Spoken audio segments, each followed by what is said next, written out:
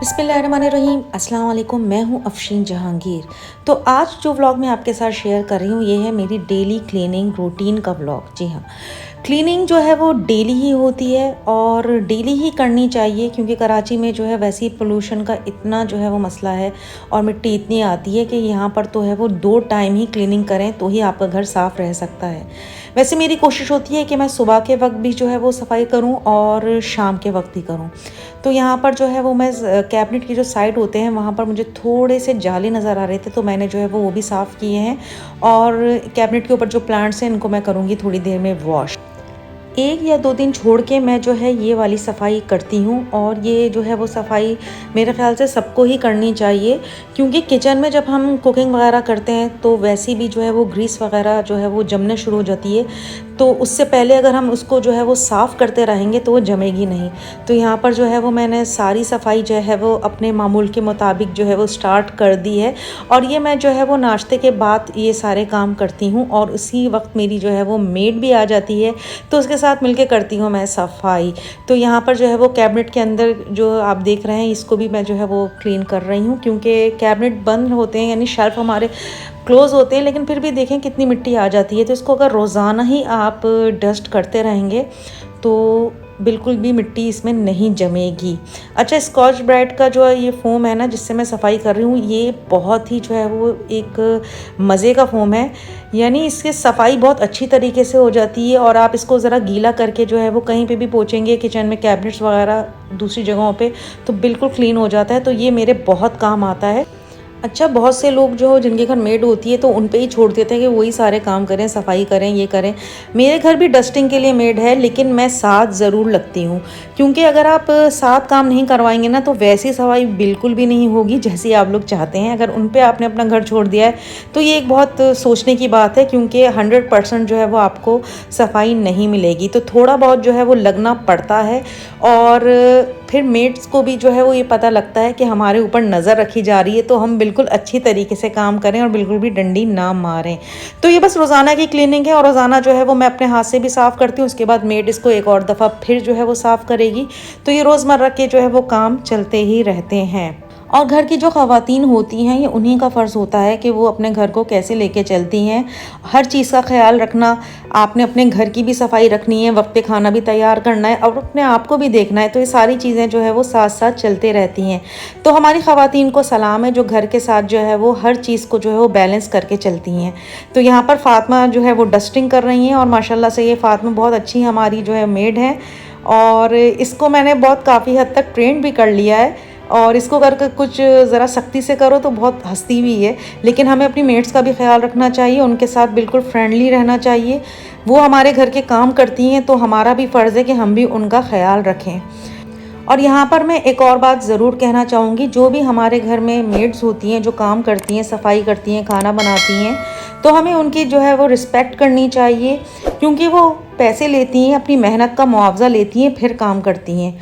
तो आजकल वैसे ही जो है वो इतने वाक़यात सुनने को मिलते हैं, तो ये बहुत ही अफसोस का मकाम होता है कि जो है वो मेड्स वगैरह को जो है वो अच्छी तरीके से जो है ट्रीट नहीं किया जाता है। तो हमें जो है वो इस बात पे सोचना चाहिए और पूरी कौम को जो है वो जिस तरह के वाक़यात जो हमारे मुल्क में हो रहे हैं तो उस पे एहतजाज भी करना चाहिए और एक जान होके जो है वो इस बात पे फोर्स करना चाहिए कि आइंदा कोई इस तरह के वाक़यात ना हो, जैसे कि हम आजकल जो है वो सुन रहे हैं न्यूज़ वगैरह में। तो बहुत अफसोस होता है। बस क्या कह सकते हैं कि हमारी कौम को अल्लाह ताला अकल दे, आमीन सुम्मा आमीन।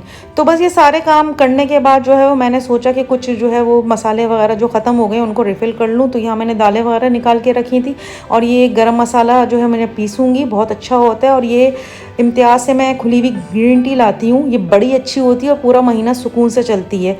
तो अगर आप लोग ग्रीन टी पीने के शौकीन हैं और अच्छी ग्रीन टी पीने के शौकीन हैं तो आप इम्तियाज़ से ये ले सकते हैं और ये सिर्फ वहीं से ही मिलती है।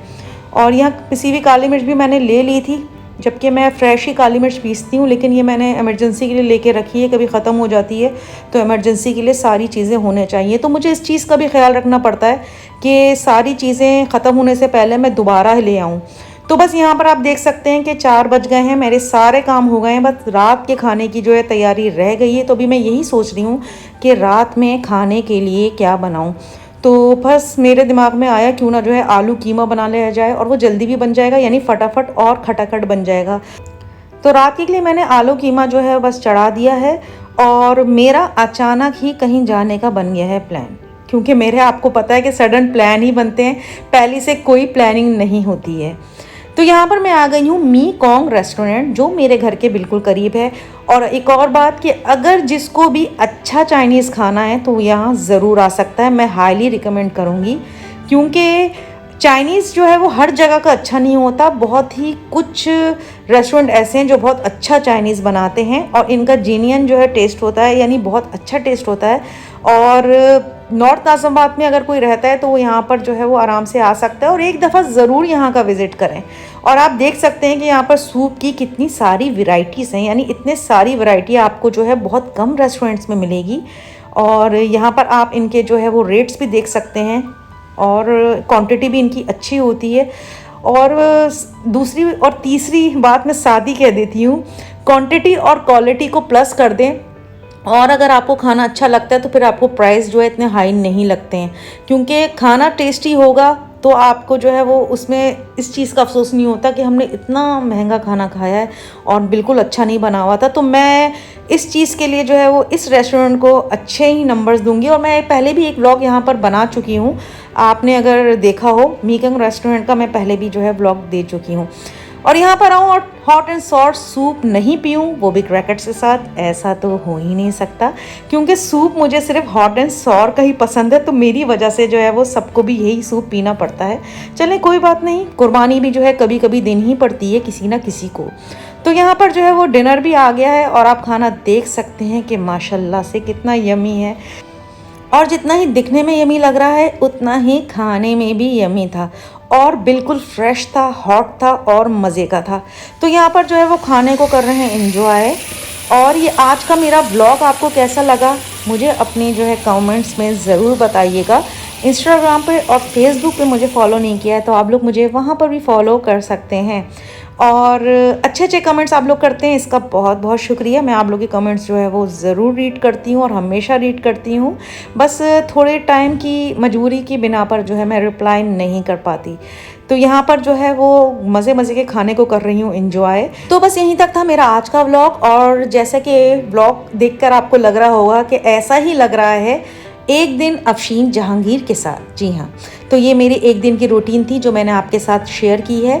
तो अपना रखिएगा हमेशा की तरह बहुत ज़्यादा ख्याल, मेरी फैमिली को रखिएगा दुआ में शामिल। नेक्स्ट व्लॉग में मुलाकात होती है, तब तक के लिए अल्लाह हाफिज़।